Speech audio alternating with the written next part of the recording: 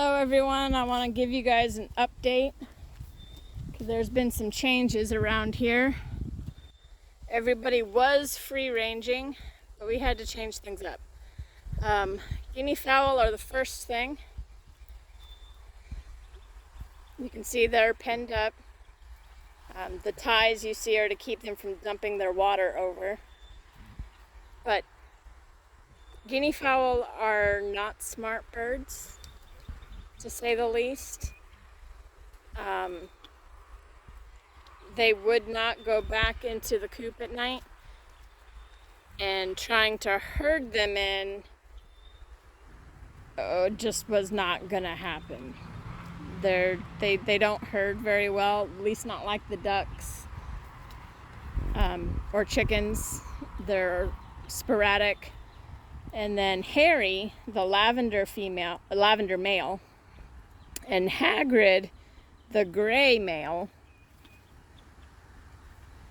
would not stop. Harry's the aggressor, and he literally would chase Hagrid all over the property. Like, seriously all over. And they're fast. Let me tell you, extremely fast. So, he literally chased Hagrid into the neighbor's property. He chased Hagrid into the woods to our back door neighbor's property. He chased him out to April Court that runs along this side of our property. It was bad.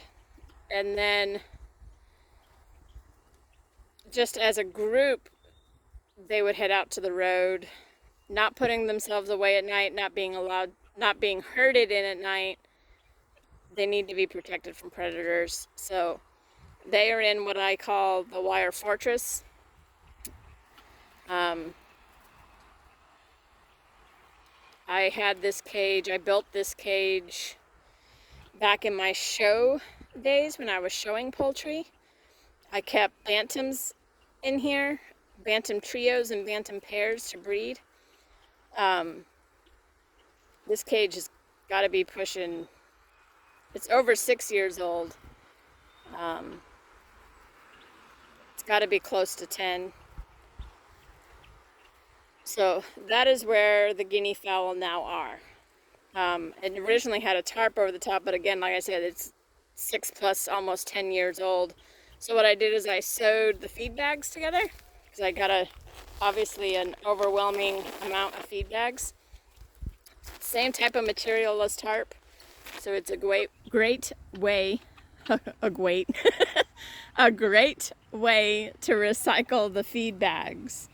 So the guinea fowl are currently in here until I can figure something out. I still want them to free range, but they might have to be in a movable coop that I can move around this pasture, because they're not smart. They won't go back to bed in the coop, and they won't be herded back into the coop. I had 3 of my kids out here, and my husband and myself, trying to catch these guys, so we wouldn't lose them. So I'll probably end up having to do some kind of movable coop situation with them. But until then, they're here. You'll see that he who must not be named is back in his pen. No fault of his own. It's breeding season, and he doesn't have any girls. And he was getting a little too amorous with one of the girl ducks. And he's a big bird, and although it was Padme, our biggest female duck. And even though Padme is huge, that's why he could catch her, because she's bigger than everybody else and her legs are pretty short.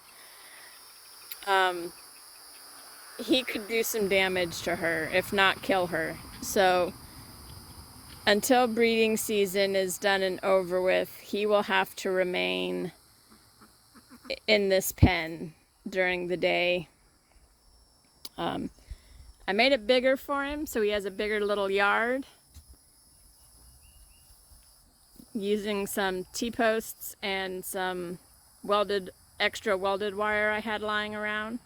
So it made his pen bigger, his little yard bigger, but it'll keep Padme safe from his affections, because that was scary when I came out here. He would not leave her alone.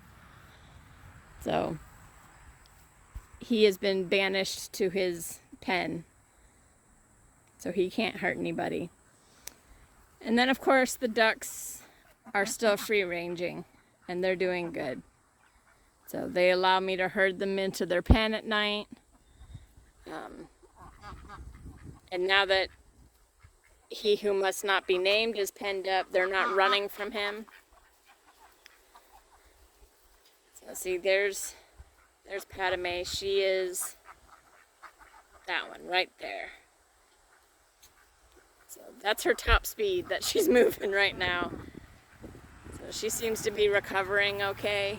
I don't think he seriously hurt her at all, but I've been keeping tabs on her. So, but that's the update as to what's going on.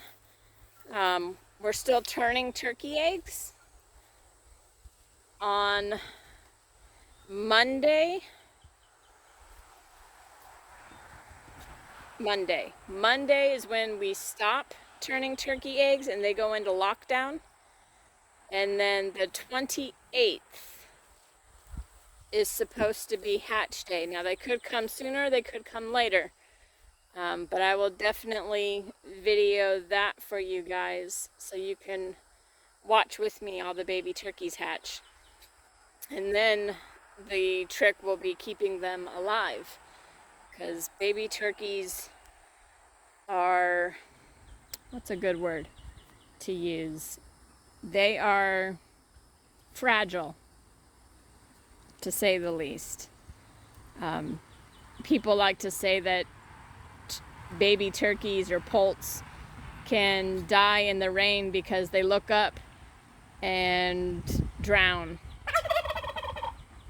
Though that is an old wives' tale, they are that fragile. Like, you can look at them wrong and it's like they just die on you. So we'll see how many of them hatch. We have 7 eggs out of the 12. We'll see how many actually make it out of the egg. And then the race is on to keep them alive into adulthood. Once they hit adulthood, turkeys are extremely robust and not easy to kill. There's not a lot of diseases that can take them. So if we can get these baby turkeys to adulthood, we'll be good. And he'll have females and girlfriends for next breeding season. So hopefully we won't have to deal with, the poor ducks won't have to deal with the amorous he who must not be named. Right, dude? Yeah, I know. We'll get you some girlfriends. They're in the incubator. So that's it. That's our update. My wonderful wire fortress. They seem to be doing a little better. I'd like to, hopefully, I know we got at least 2 guinea eggs from, I believe, Lady Maxime. I don't know if they're fertile yet. And they only lay 30 eggs a year. So I'm going to be incubating them as soon as we get enough to go in the incubator, to build our flock up, hopefully. So that's it. You guys have a wonderful day. Bye.